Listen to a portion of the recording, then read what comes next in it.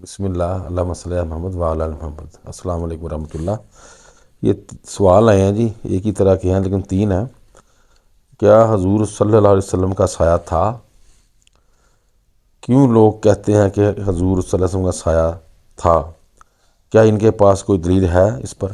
یہ تو انہوں نے خود بنانا چاہیے نا، ہمیں خود وہ بتائیں دلیل تو ہم اس کا جواب دیں۔ اس کی کوئی دلیل نہیں ہے، صرف یہی ان کے پاس ہے کہ یار کہ اللہ تعالیٰ نے اپنے سے نور جو ہے نا وہ جدا کیا، نور سے نور جدا ہوا، اس کی بھی کوئی دلیل نہیں ہے۔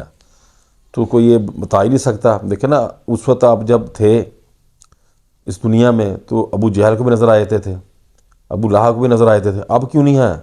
یہ بڑی بھونڈی ان کی دلیل ہے۔ اور اگر آپ حاضر ناظر ہیں یا آپ کا سایہ ہے تو اس کی کوئی دلیل لائیں۔ یا یہ بھی کہتے ہیں کہ مکھی بھی آپ صلی اللہ علیہ وسلم پہ نہیں بیٹھتی تھی۔ عجیب و غریب یہ باتیں کرتے ہیں، کوئی ان کا فائدہ کوئی نہیں ہے، کہ مانے نہ ماننے سے کوئی فائدہ نہیں ہوتا۔ تو عجیب و غریب انہوں نے یہ چیزیں گھڑی ہوئی ہیں، کسی کی دلیل نہیں ہے، خواہ مخواہ صرف ایک بحث مباحثے کے لیے، فرقہ پرستی کے لیے، لوگوں کو لڑانے کے لیے، نفرتیں ڈالنے کے لیے، کاروبار چمکانے کے لیے یہ چیزیں گھڑی ہیں۔ تو اس لیے تھوڑا سا میں قرآن پڑھتا ہوں، 2 آیتیں۔ سورہ رعد میں ہے 15 نمبر آیت ہے، اور جتنی مخلوقات آسمانوں اور زمین میں ہیں خوشی اور ناخوشی سے اللہ تعالیٰ کے آگے سجدہ کرتی ہیں، اور ان کے سائے بھی صبح شام سجدہ کرتے ہیں۔ مخلوق کا جو ہے نا وہ سایہ ہوتا ہے، کوئی مخلوق بھی ہے، کوئی دلیل نہیں ہے۔ آگے ایک واقعہ ہے، حدیث میں ہے کہ حضرت زینب علیہ السلام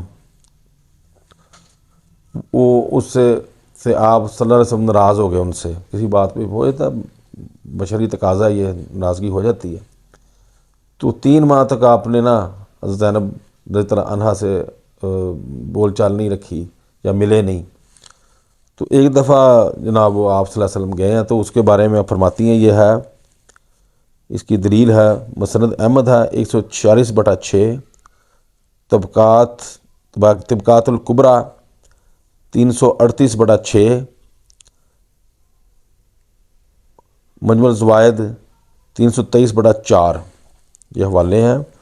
تو یہ وہ فرماتی ہیں حضرت زینب رضی اللہ عنہا، اچانک دیکھتی ہوں کہ دوپہر کے وقت نبی کریم صلی اللہ علیہ وسلم کا سایہ مبارک آ رہا ہے۔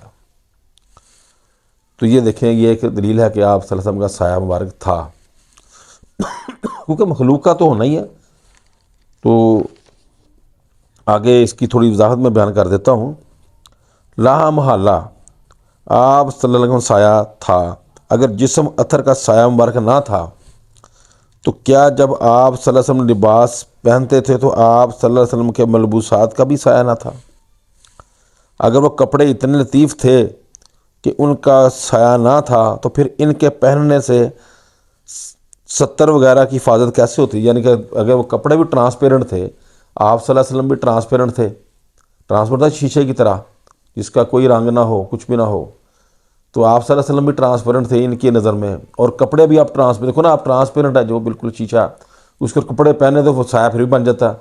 کیا آپ کے کپڑے بھی ٹرانسپیرنٹ تھے؟ اگر تھے تو پھر ستر کیسے چھپتی ہے؟ یہ دیکھیں نا، آپ کو سمجھنی چاہیے، سمجھنے کی باتیں، یہ عقلی دلیلیں ہیں۔ یہ سایہ نہ تھا، اگر وہ کپڑے اتنے لطیف تھے کہ ان کا سایہ نہ تھا تو پھر ان کے پہننے سے ستر وغیرہ کی حفاظت کیسے ممکن ہوگی؟ یہ سمجھنے کی باتیں، سوچنے کی۔ منکرین سایہ یہ بھی کہتے ہیں کہ آپ صلی اللہ علیہ وسلم نور تھے اور نور کا سایہ نہیں ہوتا، اور یہ بھی کہتے ہیں کہ آپ صلی اللہ علیہ وسلم کا سایہ اس لیے نہیں تھا کہ اگر کسی کا آپ صلی اللہ علیہ وسلم کے سایہ پر قدم آ جاتا تو آپ صلی اللہ علیہ وسلم کی توہین ہوتی، اس لیے اللہ نے آپ صلی اللہ علیہ وسلم کا سایہ پیدا ہی نہیں کیا۔ دیکھو یہ دلیل دیکھیں ان کی۔ جہاں تک پہلی بات کا ذکر ہے تو آپ صلی اللہ علیہ وسلم نور تھے اور نور کا سایہ نہیں ہوتا، سراسر غلط ہے، کوئی دلیل نہیں اس کی ہے۔ آگے اگر دوسری بات بھی خلاف واقعہ ہے، دوسری بات بھی خلاف واقعہ ہے، کیونکہ سایہ پاؤں کے نیچے آ ہی نہیں سکتا۔ سایہ تو دیکھو نا، پاؤں کے نیچے کیسے آ جائے گا؟ اگر آپ صلی اللہ علیہ وسلم کی توہین ہوگی تو وہ سایہ آپ کا نہیں ہے، اس لیے اللہ نے سایہ نہیں بنایا کہ آپ میرے محبوب صلی اللہ علیہ وسلم کی توہین نہ ہو۔ تو سایہ تو نیچے کیسے آ سکتا پاؤں کے؟ یہ عقل دیکھیں ان کی، ہاں۔ سایہ پاؤں کے نیچے آ ہی نہیں سکتا۔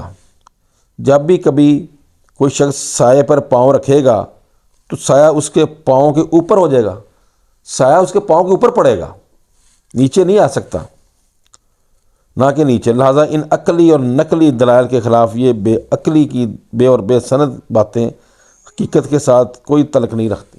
ان کا فائدہ کوئی، نہ اللہ نے پوچھنا، نہ اللہ نے بتایا، نہ رسول صلی اللہ علیہ وسلم نے بتایا، نہ سائے کے بارے میں بتایا، نہ حاضر نظر ہونے کے بارے میں بتایا۔